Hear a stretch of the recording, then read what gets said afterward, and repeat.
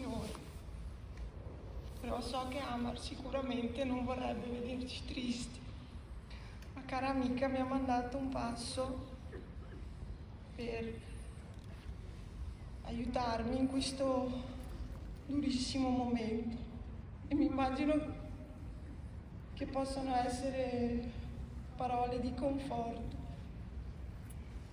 La morte non è niente, sono solamente passato dall'altra parte. È come se fossi nascosto nella stanza accanto. Io sono sempre io e tu sei sempre tu. Quello che eravamo prima, l'uno per l'altro, lo siamo ancora.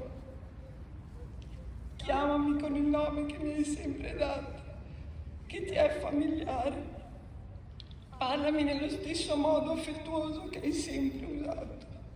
Non cambiare tono di voce, non assumere un'aria solenne o triste. Continua a ridere di quello che ci faceva ridere, di quelle piccole cose che tanto ci piacevano quando eravamo insieme.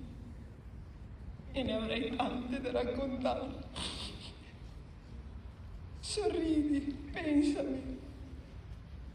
Il mio nome sia sempre la parola familiare di prima.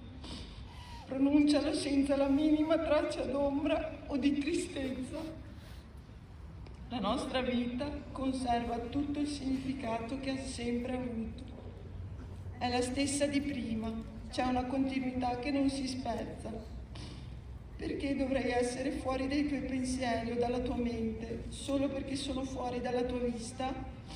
Non sono lontano, sono dall'altra parte, proprio dietro l'angolo.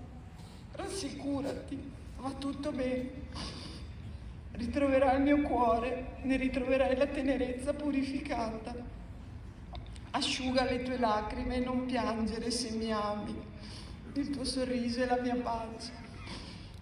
Grazie di cuore a tutti, alle istituzioni, alla polizia, a voi del rugby, a tutte le squadre che l'hanno accolto e l'hanno sempre trattato come uno di famiglia.